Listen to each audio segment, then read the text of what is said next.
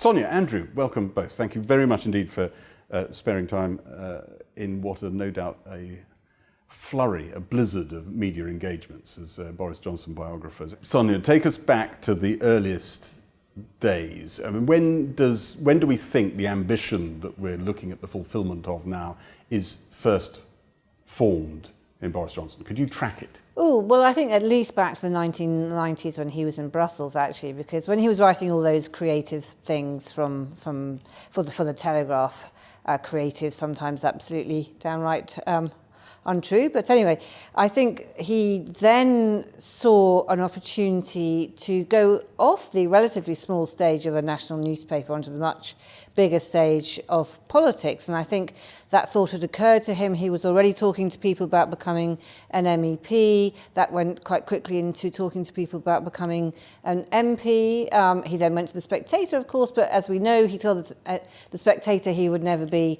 an MP while he was editor, and then he told his constituency, Henley, that he wouldn't go on being editor of The Spectator if they voted him in as his MP. And of course, this is what police call a pattern of behaviour. It is a pattern of behaviour. But I think what's really interesting is that it seems so obvious that back in 2002, in fact, I wrote a piece in The Independent on Sunday inviting readers to imagine Boris Johnson on the steps of Downing Street with Marina, 4 well-scrubbed kids and a little bit of breakfast on his tie. And I put the date, I got it completely wrong. I said 2010, folks. Of course, it's now 2019 and we're still not there. But I think that ambition was there for a very, very long time. Where do you trace it back to, Andrew? Well, he said when he was about 4 years old that he wanted to be world king. But I think it's hereditary, really. This is a staging post. He had this great-grandfather who'd been a senior figure and a very controversial journalist in Turkey and got lynched for his trouble. And so I think it's a hereditary condition, this burning ambition. What drives it, though? Because without delving too much into amateur psychology, is there something going on in that extraordinary family of people who don't seem shy, most of them, of publicity? Sonia? Well, I think there's an uber competitiveness very much fostered by Stanley. So they competed at everything, even as to how blonde they were or how good they were at table tennis or how fast they could run, well, probably how good they were at Scrabble, probably everything, how quickly they could read. So it's extraordinary competitive atmosphere. I mean, quite unlike my own family upbringing, we didn't have that kind of thing. And I think that instills in you a burning desire to be the best, to win all the time. But what's unusual is what do you then do when you've won? So the Johnson psychology seems to be win, win, win, win, win, and then what? And if you look at what it was like as when he was mayor, and he won spectacularly twice in London, a great achievement. But then as mayor, even his own side, I remember Stephen Shakespeare in Conservative Home described him as the do-nothing mayor. That what he did was preside, or he got other people to preside over things that Ken Livingstone had brought in, the Olympics. Boris bikes were actually really Ken bikes, Crossrail, obviously. But there are no great Boris legacies apart from a cable car, which, as I understand it, and I haven't used it myself, it is not very well used, and that very, very strange sculpture you see in the Olympic Park. So it's all about the winning, it would seem, which does raise questions, obviously, about if he does win this competition, and obviously it looks like he's going to, as to what he would do behind that glossy black door in number 10. Feel the same for you, Andrew? Not quite. He was, in his ambassadorial function, extremely good and raised everyone's spirits. The showman impresario. Showman stuff during the Olympics, he completely outshone the Prime Minister. I'd agree with that, yeah. He was very good at that. He's very good at good news. He's good at sort of dad dancing at the appropriate moments and getting stuck on zip wires at the appropriate moments and that kind of thing. There's no one better. He's genius at it. But the point that Sonia was making there, Andrew, that he arrives with the sort of cupboard bare. He doesn't come with a programme of government when he arrives at City Hall. True. There is something to that. There is that, and he didn't have a sort of, David Cameron, when he became Prime Minister, had all these people who'd been trained in the Conservative Research Department who knew how to run stuff, including some people who were not sort of front of house, people like Ed Llewellyn, who could actually knew the difference between good briefing and bad briefing and knowing what you're talking about and not knowing what you're talking about. Boris didn't have those people. His appointments in the first 6 months were not very successful. Then he They weren't sturdy. They didn't last. Some of them didn't did last. No, all Well, sorts one of resulted in a criminal conviction. all sorts of things went wrong.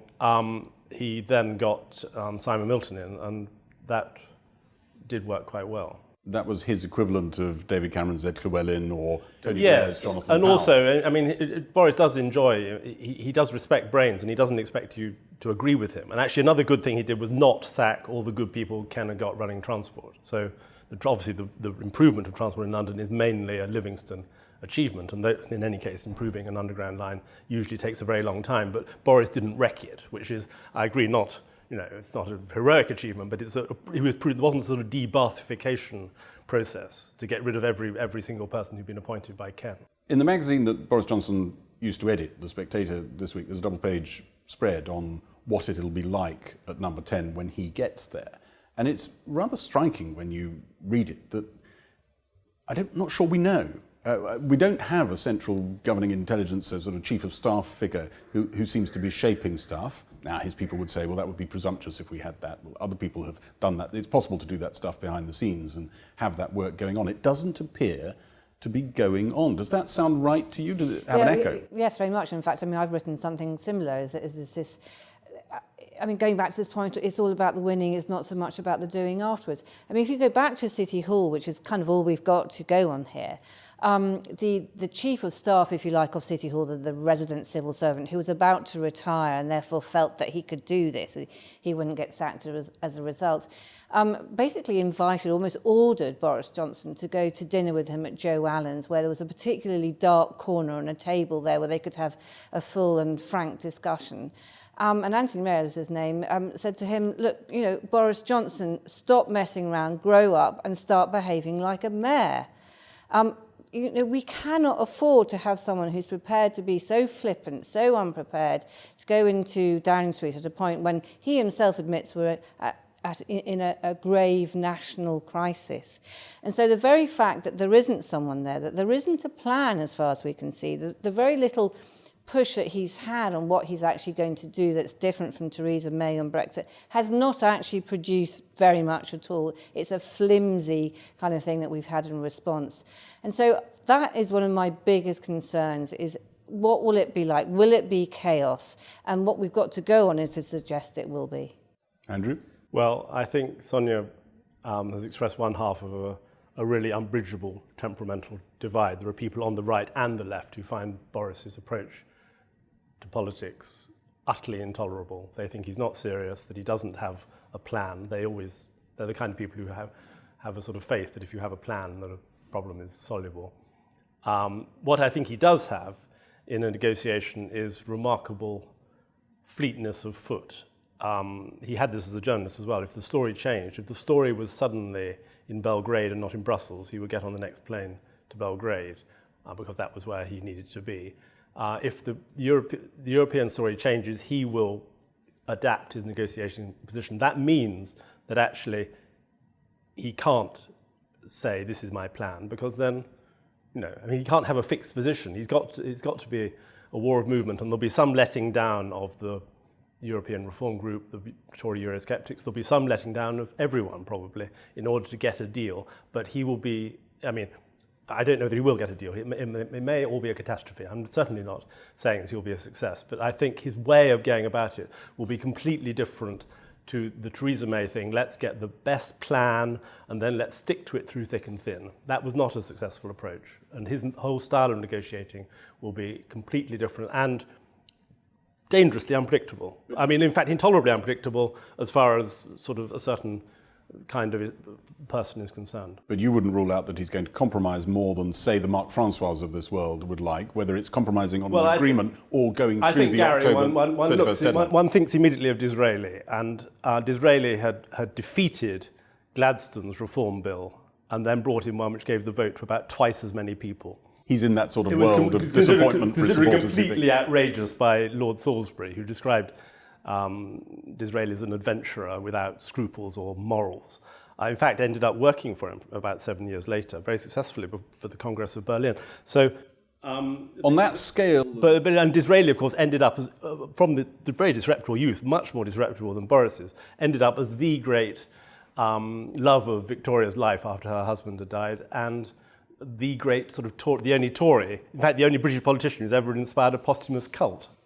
But can I mean, listen, there is a cult about Boris Johnson. He does have great appeal. He is capable of persuading people to support him who you might not expect to be supporters. I would agree with all of that.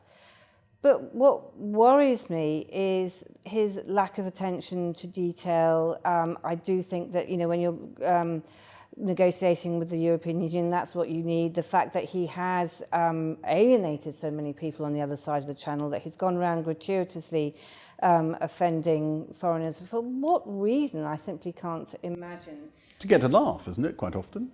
But laughs aren't going to solve this problem. But isn't that, just in terms of someone who's written about him, I just wonder whether that is right. Absolutely. And I hear what you say about Disraeli, but there's also a competence issue as well with Boris Johnson. Now, if you look at the Nazanin Zaghari-Ratcliffe issue for a start, was that doing it for a laugh? I assume not. In which case, was it incompetence that he went into the Commons and said that she was there to teach journalists in Tehran? One thing or the other. But as a result of that incompetence, no laughing matter in my view, she is stuck there in an Iranian jail, and her poor husband, who looks more tortured by the day, is on hunger strike outside the Iranian embassy.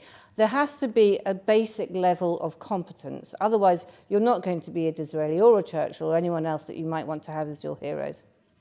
Andrew, has he got a basic level of All competence? people operating at that level make bad mistakes, and he certainly makes bad mistakes sometimes. If we're going to have a human being as Prime Minister, we're going to have someone who will sometimes make bad mistakes.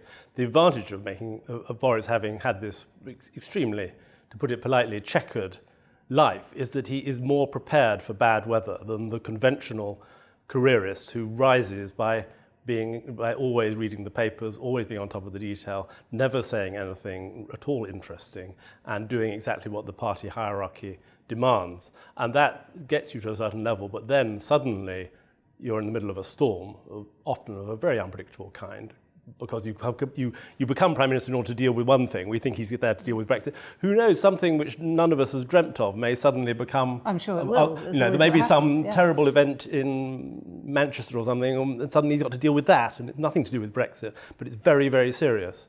And then at least he will have more experience than some of his competitors of things going wrong. I think. Well, that's a really interesting point that Andrew makes, and I think again you look back at his experience, and he's brilliant at the good news. He's not so good at the bad news. And I'm looking, for instance, at the worst thing really. He was a very lucky mayor. He's got great talent for luck, by the way. The worst thing that really happened on his watch were the riots in 2011, which were bad, and people died.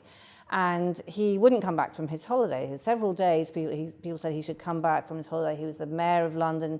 It didn't look good. He finally came back and went down to Clapham, where some of the worst riots in South London had taken place. He was utterly out of his depth, had no comfort and no ideas as to what to do with this. However, this is where his populist genius came in, because not long afterwards, he grabbed a broom, held it aloft like some sort of a sword in a cavalry charge, and got a great number of cheers. But of course, when the cameras went, he put the broom down again, and that was the end of it. It has to be more than just populist genius. We actually have to see things getting done. We've come to the P word, populist, and I want to ask the Boris Johnson, who was the Cameroonian moderniser, metropolitan in his outlook and the rest of it, who ran for mayor.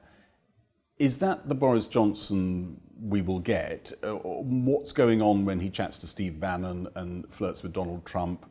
What do you think is going on in that particular drama? Just, first of all, never Cameroon.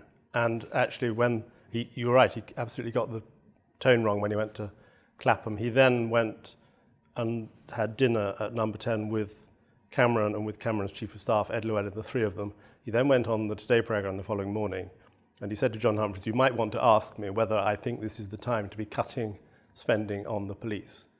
And he said, "I do not think it's time to cut spending on the police," which was then he hadn't told Cameron, he hadn't told Llewellyn, he hadn't told Theresa May, he hadn't told anyone, but he was saying, well, Londoners were very frightened at that point. He was saying what Londoners wanted to hear, and he recovered by changing his position and by, in a sense, being, from the point of view of Downing Street, very unreliable, but standing up for London. So that's an example of his quickness of apprehension when something, you're quite right, had gone badly wrong. By Cameroon, I think I probably used the term too loosely. I meant moderniser in the sense of a modern social outlook, pro-gay marriage and issues like that. He's instinctively liberal, and of course has never adopted a sort of moral majority sort of rhetoric about politics. But flirts with Steve Bannon and Trump, and what's going on there?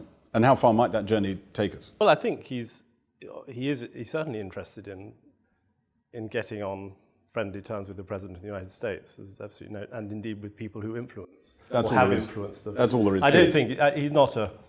He's much better educated than Donald Trump, although he does have very vulgar tastes as well as sort of elevated love of classical literature.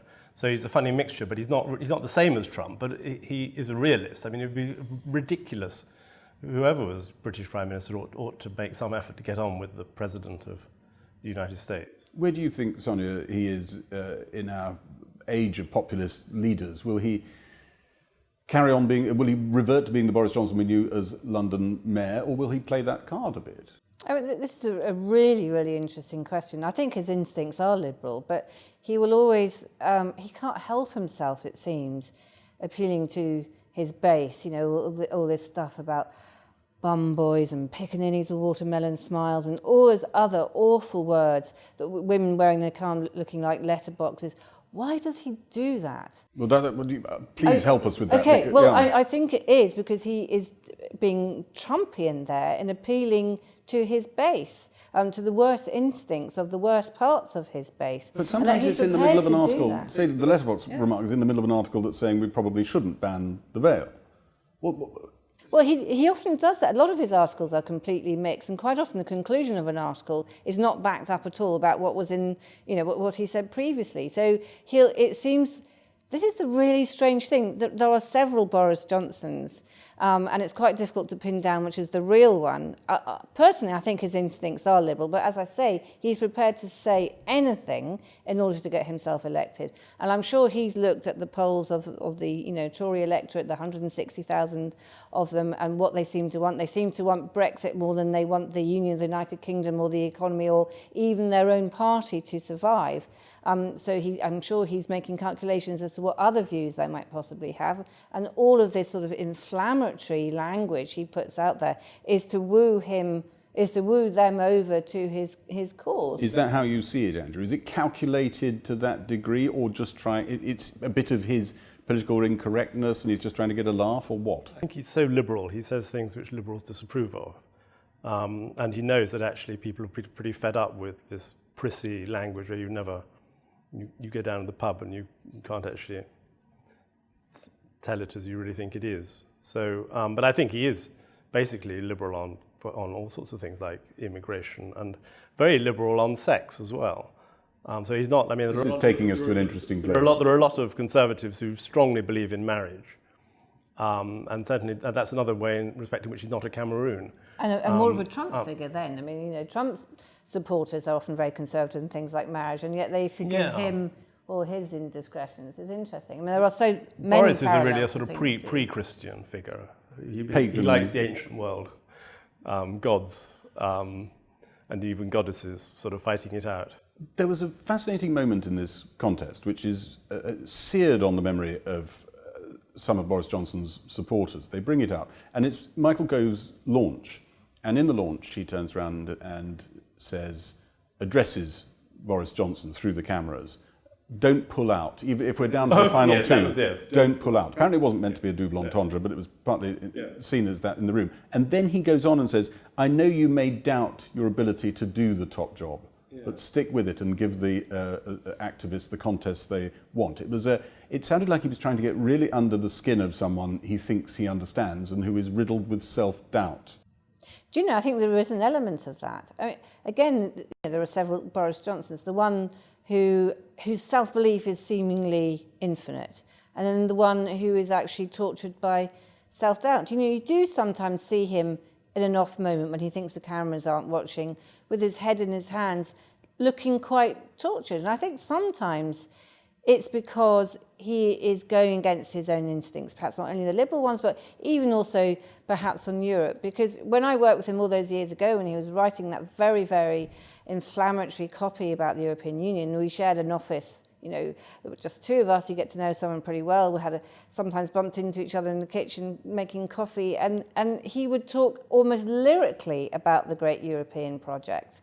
And actually, I still feel that really deep down there is a Remainer in there trying to get out. I still don't totally buy this Leave champion. I think it was circumstances that made him go for that, and that's now where he finds himself. And I don't think it's altogether comfortable for him.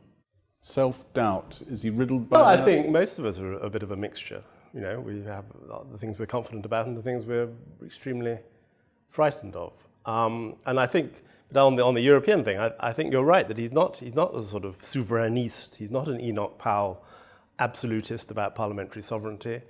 He was capable of writing articles both ways, and therefore he was capable, to some extent, of understanding the predicament of people like, at an inconspicuous level, people like me who weren't actually quite sure which way to vote. The whole argument was the partisans on both sides spoke as if their opponents had no valid case at all, and that was it was bloody insult to our intelligence, frankly. And Boris is intelligent enough to realise that there are arguments both for Leave and Remain, and that's not unprincipled, it's realistic. Which brings me back to your 19th century point about just how big a disappointment he could be to the people who are following him now. I mean, when you ponder Boris Johnson, just how big a U-turn is he capable of on Europe? Could he be the man who gives us the second referendum? I don't know, but I do think the function of the Prime Minister, whoever it is to take the blame, and he probably will end up taking the blame. Quite what for, we don't yet know. But you don't rule it out. The man you I don't studied... totally rule it out, no, because he does believe in fighting a war of movement. He doesn't think that politics consists of publishing a manifesto or having a sort of set of trenches which you then stick to through thick and thin. It doesn't mean anything to him. It's much more like sailing a boat, and sometimes the weather's calm, sometimes it's very stormy. You have to trim the sails, try and avoid being driven onto the rocks, look out for what other people are doing.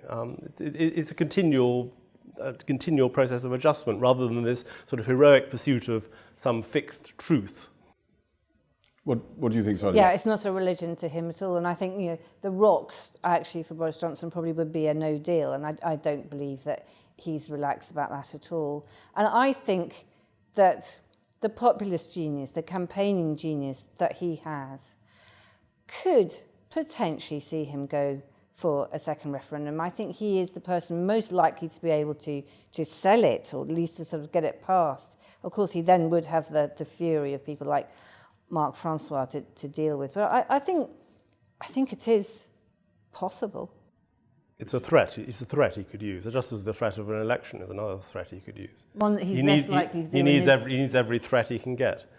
That date you originally had in mind in your imagined piece for Boris Johnson on the steps of Number 10, it might have been better earlier, mightn't it? Well, who wants to be Prime Minister now? But even without that, it would appear quite 12. A lot. 12 Tories put in for it. Okay, well, problems don't persuade them not to try. Wants to be Prime Minister now?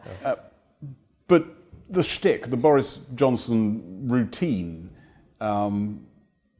it's faded a bit, hasn't it? Yes, I think so. I mean, I think he's gone from the Heineken politician, the one who could reach beyond the Tory party to other people in, metropolitan London or wherever, to the Marmite politician. You either love him or you loathe him. I think he's lost, and particularly amongst the young. There was another poll recently that suggested even young Tories were not very sort of pleased with him anymore. And I think also that, very unfortunately for him, whenever he says anything now, an awful lot of people just assume it's a lie, whether or not it is, because he's lied so often and been caught lying so often and cheated and been disloyal and dishonest and all the rest of it. All of that is out there, and yet he's still popular with some people. But there is a growing sort of group of people, many groups of people who think, well, Boris Johnson says it, so it probably isn't true. That's not good for him. I'm afraid the late great Frank Johnson, he sometimes wrote about what the dinner party are saying, and this is the dinner party line.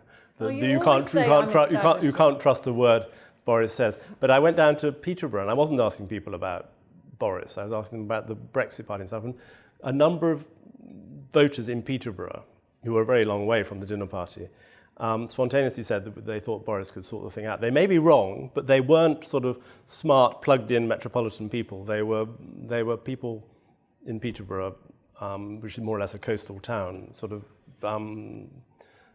spontaneously thinking. I mean, I don't know.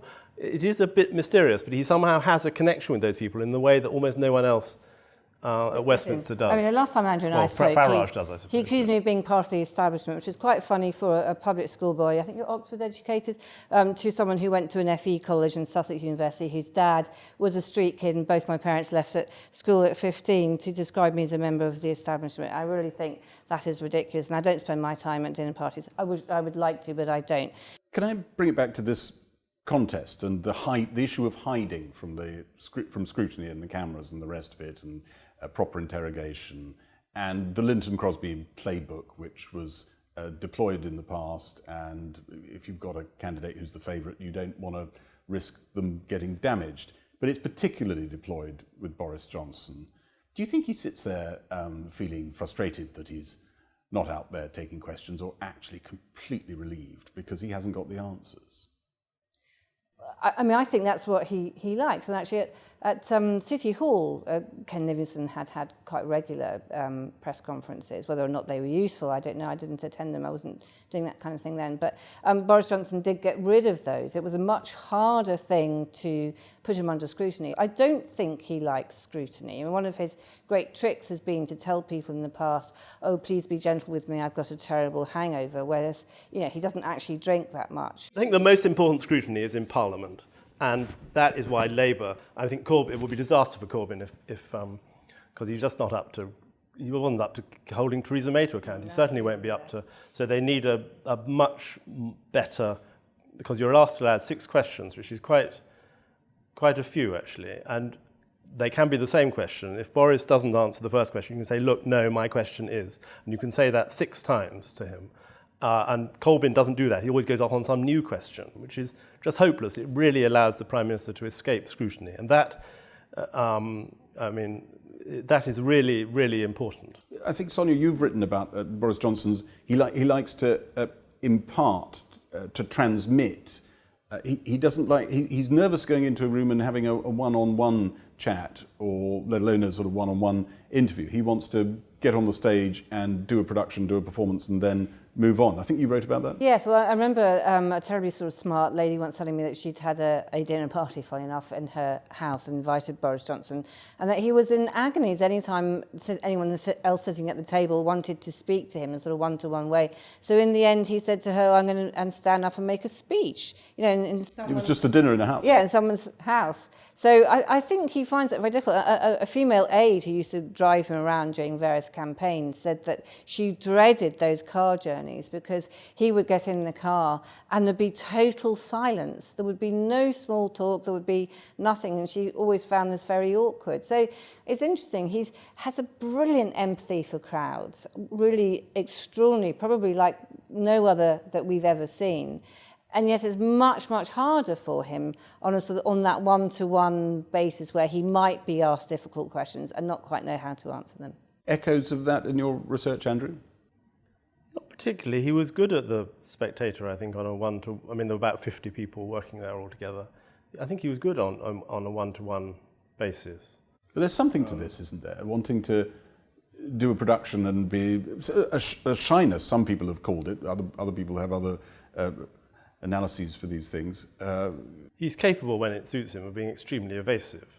He won't answer every question that's put to him, but I think that is more or less essential ability in a politician, because, I thought Rory Stewart's campaign recently was a brilliant campaign, but this idea that you can be totally honest about everything, and I'm not saying you should be dishonest, but you do have to sometimes people deliberately ask you questions which basically you can't answer. For all sorts of good reasons you can't answer that particular question. So I'm afraid that's a necessary part of holding high office, and one reason why many people who hold high office are incredibly dull. This probably won't be a dull premiership if it happens, No. Sonia. What do you think in 10 years' time we'll look back at the Boris Johnson premiership as? Long, short, chaotic, more successful than we expected? Well, I really genuinely hope it's more successful than I expect or dare hope for. You see, because I think he does have real talents. I think he could lead if he wanted to. What we didn't really have with Theresa May was leadership, where this is what I believe is right for the country, this is the way we should go, and these are the reasons why we should do it. I think he could if he wanted to. He has that great gift for populism too, for writing, for presenting things. It's really up to him to put them now, you know, he was 55 yesterday, to good effect, to do something for his country for a change, rather than for Boris Johnson. This is his chance. He should either put up or shut up, in my view. Andrew, how will history look back, do you think? Oh, I haven't the faintest idea. Give it a go. I mean, part of the interest of Boris is that you don't know what's going to happen. It could be incredibly short as a premiership. It could be sort of 2 seconds, or it could be 20 glorious years. Walpole did 21 years. But it could be, I mean, the average actually for British Prime Ministers is 5.5 years. I think he'll have done quite well if he manages that in such a very difficult situation. But he is, I mean, he'll one of the things he'll do is try and sort the Tory party out so it's actually ready to fight an election. But obviously that cannot happen until there's been a leap forward on Brexit, and whether he can manage the leap forward on Brexit is highly questionable. We thought Theresa May wasn't a gambler, and then she... Yeah, then she gambled, yeah. And then she gambled. Well, she thought it wasn't a gamble. She thought it was a safe bet. Yeah. Actually, so it wasn't a gamble. She didn't realise it was a gamble. In fact, she took her own party by surprise. The whole party machinery wasn't ready to fight an election, and she gave them the wrong manifesto. She got everything wrong, but she thought she was following the path of safety and prudence. How much is Boris Johnson deep down a gambler? No, I think he's very cautious, actually, in many ways. I think he has a well-hidden streak of prudence. Sonia? Well, I remember his former boss, Conrad Black, who owned The Spectator when he was editor, described Boris as having a death wish. You know, a bit like one of those people at the top of the Black Run who just kind of launch themselves off and just, you know, I have an expectation that they'll somehow get to the bottom. I think actually there's quite a big kind of streak of that daredevil gambling thing going on with Boris Johnson, because do you know what? He has always got to the bottom of the Black Run so far. Now, this Black Run is unlike any other, so let's just see if he can make it. I don't know is the honest answer. Thank you very much, both. Thank you so much for your time today. More in the psychiatrist's chair, perhaps. Politics, where next? But in the psychiatrist's empty chair, given it's Boris Johnson. Thank you both.